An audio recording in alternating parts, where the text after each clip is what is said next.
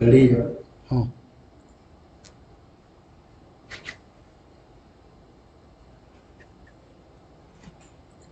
मेरे ठीक है चले।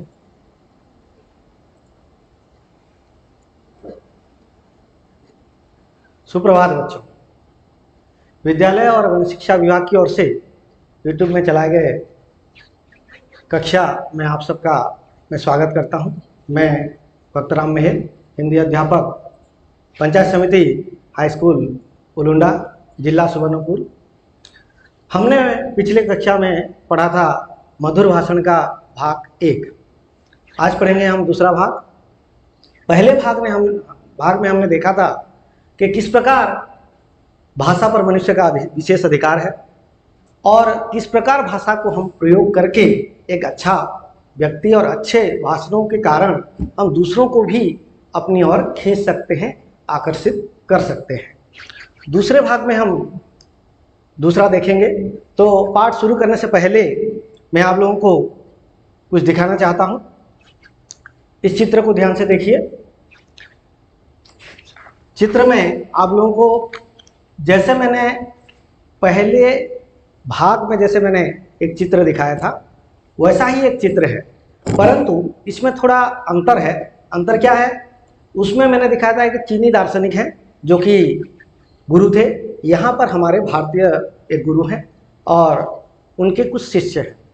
तो इनके बीच में भी उसी प्रकार एक वार्तालाप चल रही है, आपस में विचारों का आदान प्रदान चल रहा है, विभिन्न प्रकार के बातचीत हो रही है। वहाँ पर एक शिष्य ने पूछा था प्रश्न गुरुजी से और गुरुजी ने उसका समाधान। या जिससे मीठा लगता है वो तुमने बताया, वो केवल मुंह तक, जहाँ हम अपने मुंह में वो चीज़ रखते हैं या खाते हैं उसी समय तक हमें उसका मिठास का पता चलता है या हमें अच्छा लगता है, मीठा लगता है। लेकिन जब उस चीज़ को हम या तो निगल लेते हैं या फिर बाहर कर देते हैं या फिर पिघल जाता है, उसके बाद उसका मिठास कम हो जाती है या खत्म हो जाती है।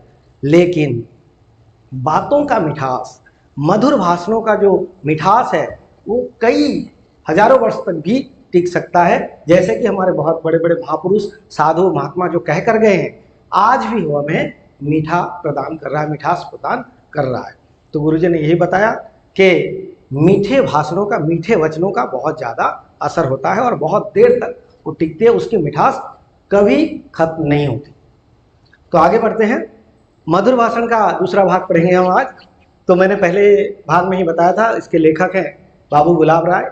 और बाबू गुलाब राय जी का जन्म हुआ था सन 1888 में उत्तर प्रदेश के इटावा में।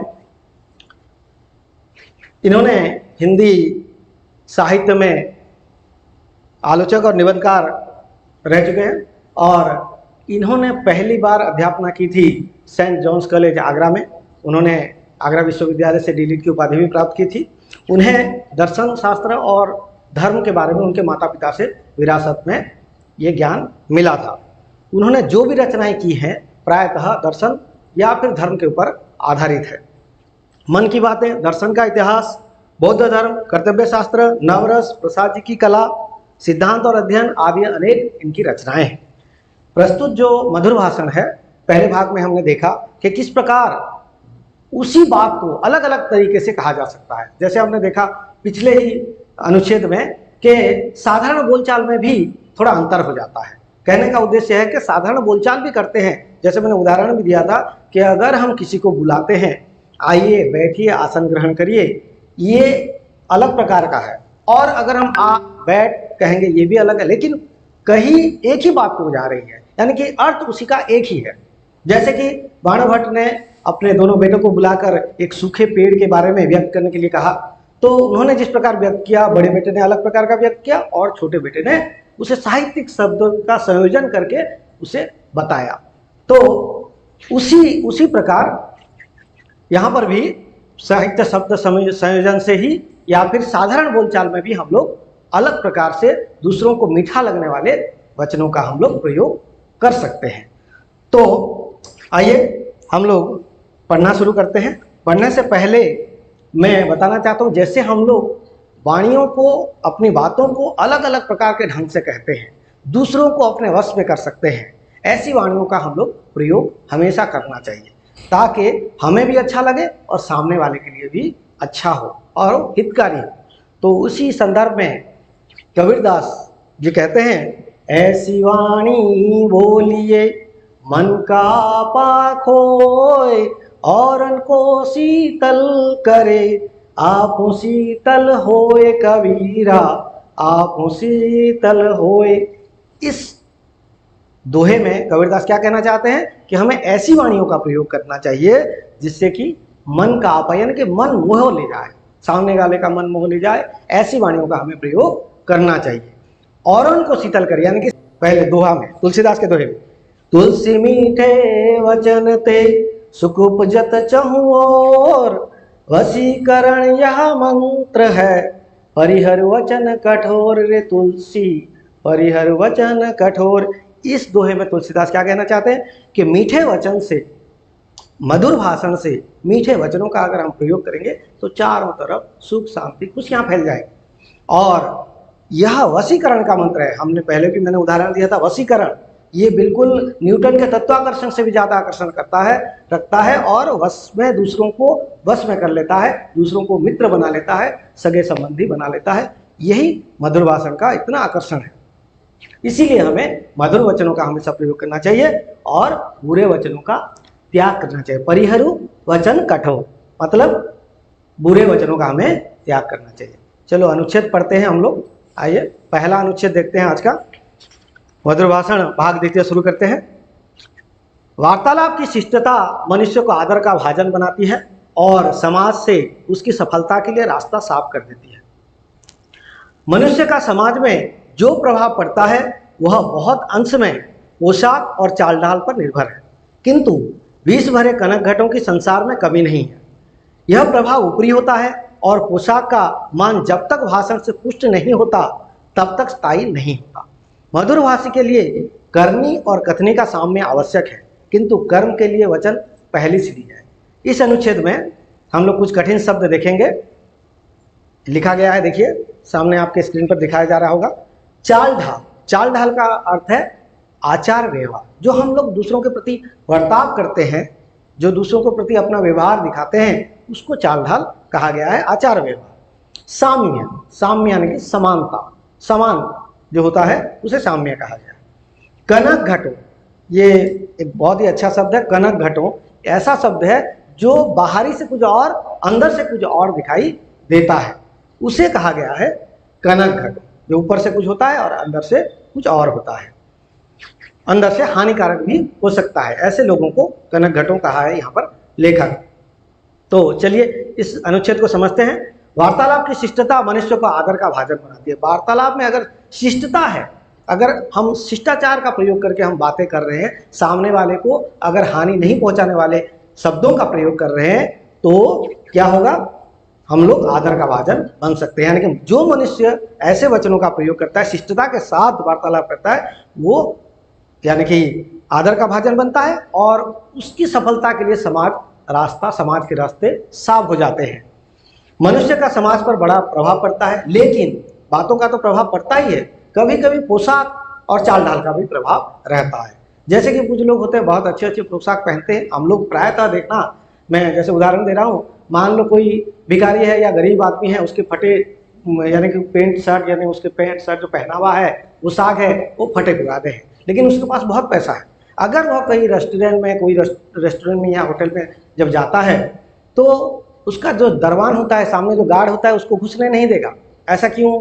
ऐसा इसलिए होता है ताकि उसके कपड़े फटे हुए, पैसे चाहे उसके पास क्यों ना हो, वो दिखाएगा भी पैसे, लेकिन फिर भी उसे अंदर घुसने नहीं दिया जाएगा, क्योंकि ऐसे फटे पुराने कपड़े का भी प्रभाव पड़ता है कि ये ऐसा व्यक्ति है जिसके पास पैसे तो हैं, कहीं चुराया होगा ये, तो ऐसा लगता है, तो ये कहीं चोर भी हो सकता है, पैसे चुराए होंगे। अगर पैसे हैं तो अच्छा पोशाक भी पहनता, तो इस पोशाक का प्रभाव पड़ता है। परंतु ऐसे पोशाक पहनकर भी कुछ लोग होते हैं जो सामने तो अच्छा दिखते हैं, लेकिन अंदर कुछ और होते हैं, हानिकारक होते हैं। इसीलिए यहाँ पर लेखक ने एक बहुत अच्छा शब्द प्रयोग किया है, जो चाल ढाल पर तो निर्भर रहता है, किंतु विष भरे कनक घटों की संसार में कमी नहीं है। ये विष भरे कनक घट जो है, ये क्या है, बाहर से कुछ और अंदर से कुछ और नजर आते हैं। पोशाक का जो प्रभाव तो पड़ता है, लेकिन बाद में पता चलता है कि अच्छा आदमी नहीं है, उसके गुण अच्छे नहीं। पोशाक अच्छा है, अच्छा पहना है, लेकिन गुण अच्छे नहीं है। उनके लिए कनक घट, विष भरे कनक घटों का प्रयोग किया गया है। तो यह जो पोशाक का प्रभाव ऊपरी होता है, लेकिन जब तक वो बातें ना कहे, उसके भाषण लोग ना सुने, तब तक यह पता नहीं चलता कि वह आदमी अच्छा है या नहीं। इसीलिए उसका पोशाक का जो प्रभाव है वो स्थायी नहीं होता, अस्थायी होता है। मधुरभाषी के लिए क्या जरूरी है? करनी और कथनी दोनों का साम्य आवश्यक है। जो कहता है वो करता है। उसी के संदर्भ में कबीरदास ने एक दोहा भी कहा है, कथनी मीठी खांसी, करनी 20 किलो है। यानी कि कहना तो बहुत आसान है, लेकिन करना बहुत कठिन है। तो इसीलिए जब कहना और करना समान हो जाता है, जो कहता है वो अगर करता है, तो बिल्कुल वह आदमी बहुत ही अच्छा होता है। और यानी कि वही अच्छा आदमी, वही मधुरभाषी के लिए बिल्कुल है। और किंतु कर्म के लिए वचन पहली सीढ़ी है। कर्म करने से पहले बोलना आवश्यक है। तो वचन अगर अच्छा हो तो कर्म भी उसके साथ अच्छे हो, तब मनुष्य अच्छा व्यक्ति और अच्छे मधुरभाषी उसे कहा जाएगा। चलिए आगे दूसरा जो अनुच्छेद देखते हैं। मधुर वचन ही विश्वास उत्पन्न कर भय और आतंक का परिमार्जन कर देते हैं। कटुभाषी लोगों से लोग हृदय खोलकर बात करने में डरते हैं। सामाजिक व्यवहार के लिए विचारों का आदान प्रदान आवश्यक है, और भाषा की सार्थकता इसी में है कि वह दूसरों पर यथेष्ट प्रभाव डाल सके। जब बुरे वचन आदमी को रुष्ट कर सकते हैं, तो मधुर वचन दूसरे को प्रसन्न भी कर सकते हैं। शब्दों का जादू बड़ा जबरदस्त होता है। इसमें जो कठिन शब्द है, एक ही मैंने ढूंढ निकाला है, जबरदस्त। जबरदस्त यानी कि जोरदार, ज़्यादा जो प्रभाव पड़ता है। कोई और भी अगर शब्द कठिन होगा तो आप अपने गुरु जी से उसका अर्थ पूछ सकते हैं। तो आइए इसको समझते हैं। मधुर वचन ही विश्वास उत्पन्न कर भय और आतंक का परिमार्जन करता है। यानी कि परिमार्जन यानी कि सुधारता है, समाप्त कर देता है भय और आतंक का। इसके संदर्भ में उदाहरण दूंगा। जैसे कि मान लो हम लोग कहीं किसी के घर घूमने गए, अपने मामा जी के घर घूमने गए हैं। मामा जी का एक नया बच्चा हुआ है और वो 3, 4 या 5 महीने का हो गया है, और पहली बार हम उसे देखने जा रहे हैं। तो हम अपने परिवार के साथ चलते हैं। जब जाते हैं और उस बच्चे को, उसके माँ के पास होगा बच्चा, और उससे हम मांगेंगे, बच्चे को हम लोग गोदी करना चाहेंगे, तब क्या होगा? वो बच्चा एकदम झट से आ जाएगा, ऐसा उसे कोई हानि नहीं पहुंचाएगी।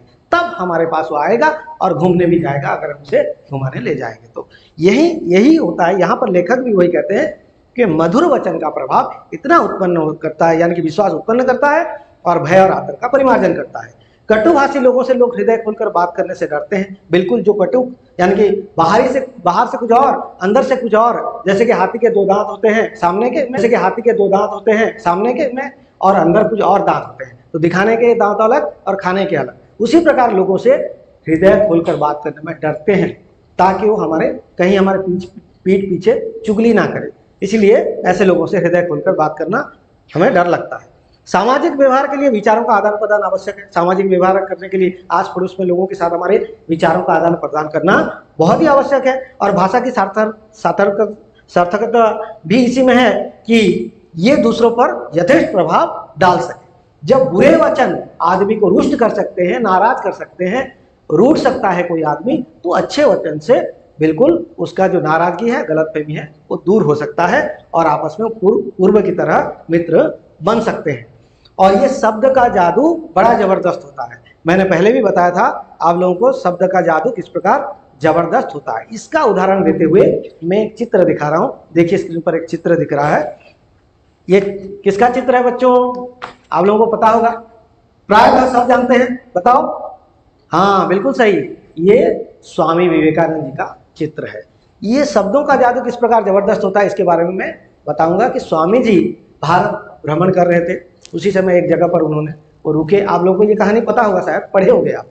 तो रुके तो वहाँ पर उनके जो शिष्य और बहुत सारे भक्त थे, वो आ गए और स्वामी जी से कहा कि आप हमें कोई मीठे वचन सुनाइए। तो स्वामी जी ने प्रवचन देना शुरू किया। उसी समय सभा के अंदर एक आदमी आया और स्वामी विवेकानंद से बहुत सारी गालियाँ, बुरा भला बहुत सारा कहने लगा। तो चारों तरफ शांति छा गई थी और कुछ नहीं हुआ। तो वो आदमी गाली देते देते थक गया। तो स्वामी जी ने कहा, क्या भाई थक गए? तो बैठ जाओ, आराम कर लो, पानी पी लो थोड़ा। तो और आदमी आश्चर्यचकित हो गया, अरे स्वामी जी मैंने आपको इतना गाली दिया, बुरा भला कहा, फिर भी आपने उसका कोई प्रतिक्रिया नहीं किया, उसके बदले में आप मुझे पानी पीने के लिए कह रहे हैं। देखो भाई मैं बता रहा हूं तुम्हें कि अगर तुम्हारे घर कोई आता है और कुछ देना चाहता है, अगर कोई देना चाहता है और तुमने उसे नहीं लिया तो क्या होगा, ये वह चीज किसके पास रही, उसी के पास रही। उसी प्रकार तुमने मुझे जो देना चाहा मैंने वो लिया नहीं, ग्रहण नहीं किया, अब किसके पास हो रही, तो वो बहुत रोने लगा, अपने कार्य पर पछतावा करने लगा और स्वामी जी के चरणों में गिर गया और माफ यानी कि क्षमा मांगी और कहा कि मुझे शिष्य बना लीजिए। तो ये जो स्वामी विवेकानंद के कुछ मीठे शब्द थे, ये शब्दों का जादू होता है, ये जबरदस्त जादू होता है। जैसे मैंने पहले भाग में भी हमने आलोचना की थी नेताजी सुभाष चंद्र बोस का, जहां वहां रंगून में खड़े होकर आजादी के फरमान पर हस्ताक्षर करने के लिए कहा था खून से, तो लोग क्यों उमड़ पड़े, उनके शब्दों में जादू था, जबरदस्त जादू था, जिसके कारण लोग उमड़ पड़े और आजादी के फरमान पर उन्होंने हस्ताक्षर किया था। ठीक उसी तरह चलो आइए आगे हम लोग अगला अनुच्छेद पढ़ते हैं। अगला अनुच्छेद है मधुर वचनों के साथ यह भी आवश्यक है कि उनके पीछे टकसाली भाव भी हो, नहीं तो मुलम्मे की सिक्कों की भांति वे बेकार है। हृदय की मलिनता और मधुर वचनों का योग नहीं हो सकता। वचन के अनुकूल जब कर्म भी होते हैं तभी मनुष्य बंदे बनता है। मन, वाणी और कर्म का सामंजस्य ही मनुष्य को शिष्टता के पथ पर पहुंचाता है। फिर भी वचनों का विशेष महत्व है, क्योंकि एक कटु वचन सारे किए धरे पर पानी फेर सकता है। इस अनुच्छेद में कुछ कठिन शब्द हैं, देखिए कठिन शब्दों को। टकसाली भाव, ये टकसाली भाव क्या है, लिखना चाहो तो लिख सकते हो। टकसाली भाव सच्ची भावना, सच्ची भावना को टकसाली भाव कहा गया है। मुलम्मे के सिक्के, मुलम्मे के सिक्के क्या है, नकली मुद्रा जो चलती नहीं है, नकली मुद्रा। कटु, कटु यानी कि तिक्त, कड़वा, हमने पहले भी इसका आलोचना किया था इस शब्द का, कटु, कड़वा या तिक्त। शिष्ट, शिष्ट यानी कि भद्र, अच्छा, नम्र। वंद्य, वंद्य का अर्थ है पूजनीय या पूज्य या वंदनीय। पानी फेरना, नष्ट करना, पानी फेरना यानी कि नष्ट करना। अगर कुछ कर रहे हैं, अगर नष्ट हो गया और काम बिगड़ गया तो पानी फेरना उसे कहा जाता है। आइए इस अनुच्छेद को समझते हैं। मधुर वचनों के साथ यह भी आवश्यक है कि उसके पीछे टकसाली भाव हो। बिल्कुल, लेखक का कहना बिल्कुल सही है कि अगर हम कुछ मीठे वचन कहते हैं लेकिन उसके पीछे अगर टकसाली भाव ना हो, अगर सच्ची भावना ना हो, तो नकली मुद्रा की तरह बात भी खोखली हो जाएगी। ऐसे मीठे वचन तो बहुत सारे लोग कहते हैं, लेकिन उसके पीछे कुछ लोगों का स्वार्थ होता है, जिसके कारण उसका प्रयोग वो लोग करते हैं कभी कभी। जैसे मैंने पहले भाग में भी उदाहरण दिया था, आप लोगों को बताया था कि बस में या ट्रेन में, रेल में हम लोग जब सफ़र करते हैं तो आसपास लोग आ जाते हैं, सहयात्री आ जाते हैं और हमारे साथ बातचीत करने लगते हैं, मित्रता हो जाती है, कहीं चाचा मामा हम कहकर हमारी भी यानी कि बंधुता स्थापन करने की कोशिश करते हैं और होता भी है। और फिर खाने की पुड़िया निकालते हैं और हमें भी बांटते हैं और खाने के लिए हमें भी देते हैं और हम खुशी खुशी बिल्कुल अपने सगे संबंधी की तरह उनसे खाना लेकर खाते हैं। अगर उनमें सच्ची भावना है, मधुर भाषण के अंदर अगर सच्ची भावना है तो कुछ नहीं होगा। अगर सच्ची भावना नहीं है, स्वार्थ है, तो क्या होगा, उस खाने में बेहोशी की दवा भी मिला सकते हैं और मिला हुआ अगर खाएंगे तो क्या होगा, बेहोश हो जाएंगे और वे सारी चीजें लूट के भी ले जा सकते हैं। तो ऐसे मधुर वचन से हमें बचना है।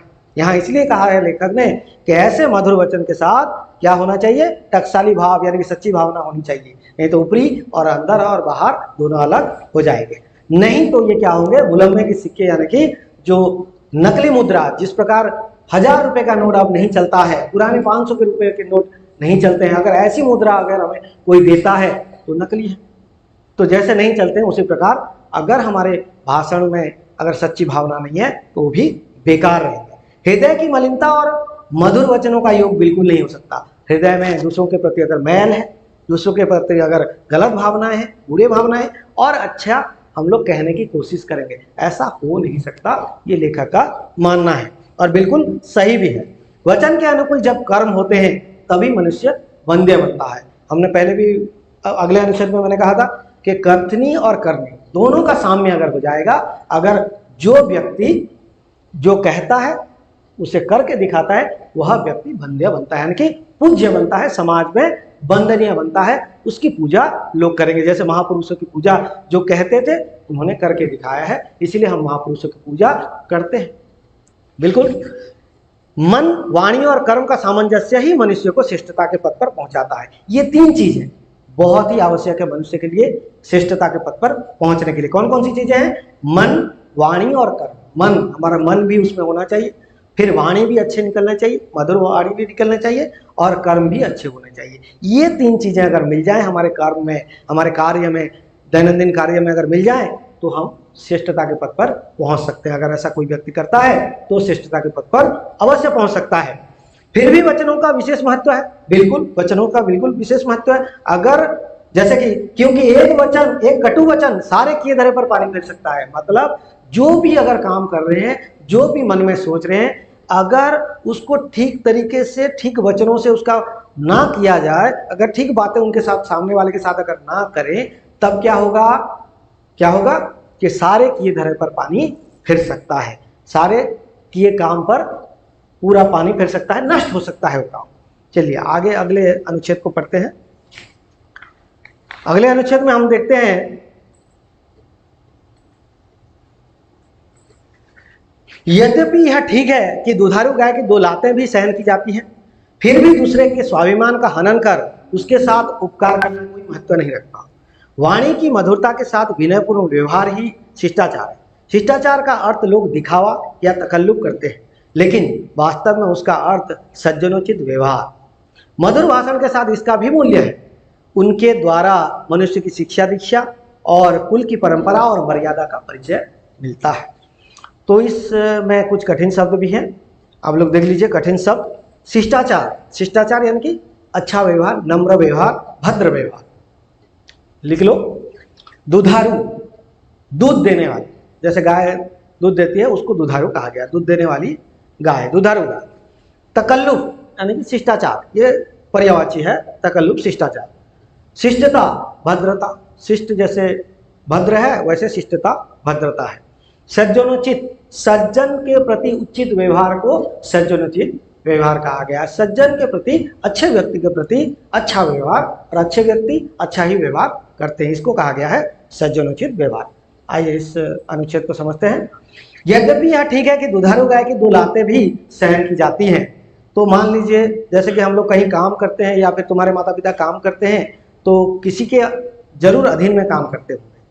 तो किसी के अधीन में जब काम करते हैं तो जो मालिक होता है या फिर हमारे पालक होता है, जो हमारे खाने पीने का सब यानी कि तनख्वाह देता है, पैसे देता है, ये मजदूरी देता है, ऐसे लोगों के अधीन भी हम लोग काम करते हैं। तो हमें कहीं कहीं गलत काम हो जाए या गड़बड़ी हो जाए तब हमें वो डांटते हैं।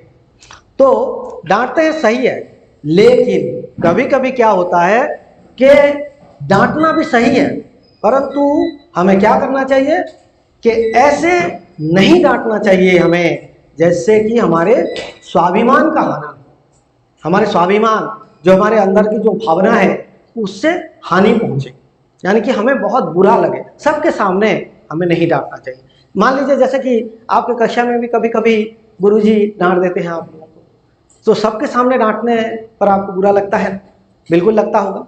अगर आपको आपके घर पर आए, आपके माता पिता के सामने अगर कुछ आपके जो आप होमवर्क नहीं करते हैं या कुछ और नहीं करते हैं काम, घर के काम, तो क्या करते हैं, वहाँ डांटेंगे या वहाँ पर आपका अभियोग करेंगे तो आपको उतना बुरा नहीं लगेगा। या फिर एक अलग कमरे में आपको बुलाकर अगर गुरुजी कुछ बता रहे हैं तब नहीं लगेगा, लेकिन सबके सामने जब आपको कान पकड़ के खड़े होने के लिए कहते हैं या फिर डांट लगाते हैं तब आपको बहुत बुरा लगता है। तब क्या होता है, स्वाभिमान का हनन होता है। उसी प्रकार मालिक या कहीं जो बड़े अफसर जो होते हैं, सबके सामने, सब कर्मचारी के सामने लोगों को डांटना नहीं चाहिए या फिर गलत चीज़ों को बताना नहीं चाहिए, जिससे कि उसका स्वाभिमान का हनन हो, हत्या हो। और यह गलत है, यहाँ पर लेखक ने यही कहा है। और अगर वो उसके बाद भी उपकार करता है तब वो बेकार है, बिल्कुल नहीं है, बेकार है। वाणी की मधुरता के साथ विनयपूर्ण व्यवहार ही शिष्टाचार है। वाणी की मधुरता, अगर हम बोल रहे हैं और अच्छा व्यवहार भी दिखा रहे हैं, विनयपूर्ण व्यवहार भी दिखा रहे हैं, तभी जाके शिष्टाचार कहा जाएगा। लोग प्रायतः शिष्टाचार को तकल्लुफ या फिर अच्छा व्यवहार यानी कि दिखावा समझते हैं। तकल्लुफ या दिखावा कर देने से, तकल्लुफ यानी कि फॉर्मेलिटी जैसे कहा जाता है, वैसे ही लोग समझते हैं, लेकिन ये नहीं है। उसका असली अर्थ क्या है? उसका असली अर्थ है सज्जनोचित व्यवहार। सज्जन के प्रति उचित व्यवहार दिखाने को कहा गया है यहाँ पर शिष्टाचार। बिल्कुल ये सही अर्थ है कि शिष्टाचार का अर्थ क्या है? दिखावा ना होकर, तकल्लुफ ना होकर सज्जनोचित व्यवहार, यानी सज्जन के प्रति उचित व्यवहार। मधुर भाषण के साथ इसका भी मूल्य है। मधुर भाषण के साथ साथ शिष्टाचार का भी मूल्य है। अगर हम सही व्यवहार नहीं दिखाते हैं तो मधुर भाषण का भी कोई मूल्य नहीं रहेगा। उनके द्वारा मनुष्य की क्या पता चलता है? शिक्षा, दीक्षा और कुल परंपरा का पता चलता है। बिल्कुल सही।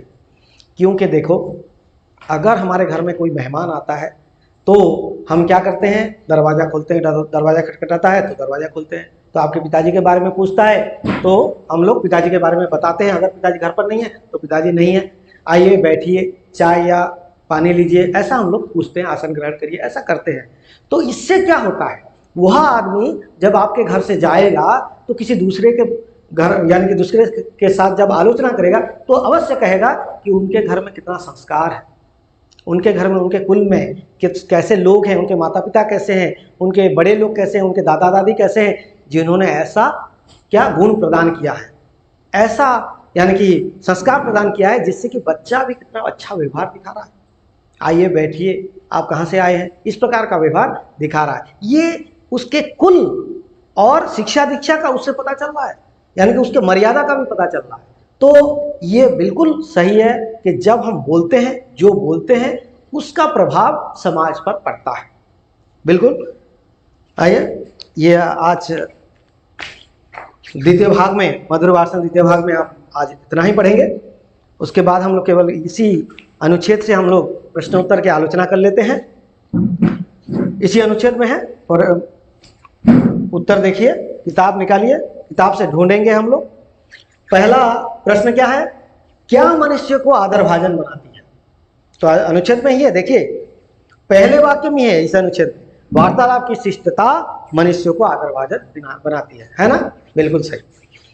तो दूसरा प्रश्न क्या है? मधुरभाषी के लिए किसमें साम्य रखने की आवश्यकता है? मधुरभाषी के लिए किसमें साम्य रखने की आवश्यकता है? कथनी और करनी, यानी कि कहना और करना, दोनों में साम्य आवश्यक है, दोनों में समानता आवश्यक है, तभी जाके मनुष्य बंध्य बनता है और मधुरभाषी बनता है। मधुर वचन विश्वास उत्पन्न कर किसका परिमार्जन करते हैं? मैंने बताया था, बच्चा का उदाहरण दिया था, याद करो। मधुर वचन विश्वास उत्पन्न कर भय और आतंक का परिमार्जन करते हैं। भय दूर हो जाता है, आतंक दूर हो जाता है, डर दूर हो जाता है।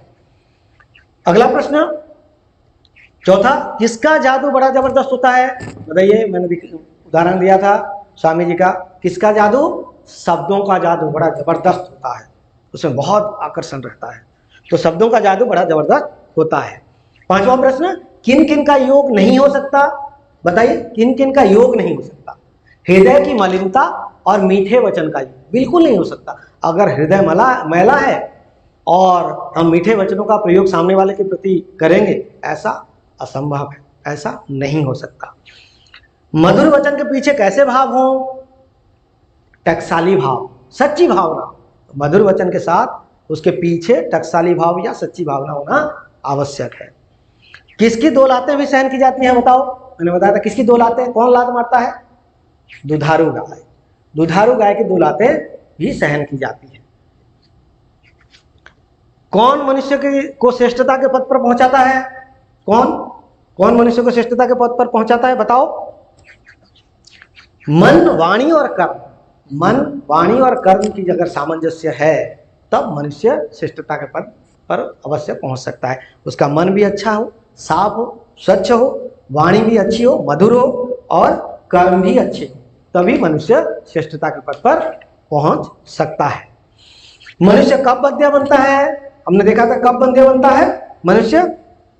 वचन के अनुकूल अगर कर्म हो, कथनी और करनी जब समान हो जाए तब मनुष्य बंध्य बनता है। वचन के अनुकूल कर्म हो तभी वो बंध्य बनता है, पूज्य बनता है, पूजनीय, वंदनीय बनता है। शिष्टता क्या है? शिष्टता या शिष्टाचार किसे कहा गया है?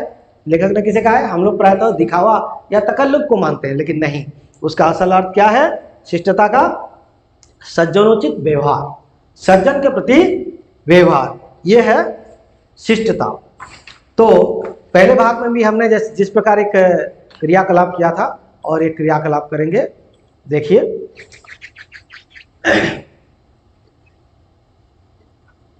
तो समय की पाबंदी के कारण मैं यहाँ समाप्त करता हूँ, अगली कक्षा में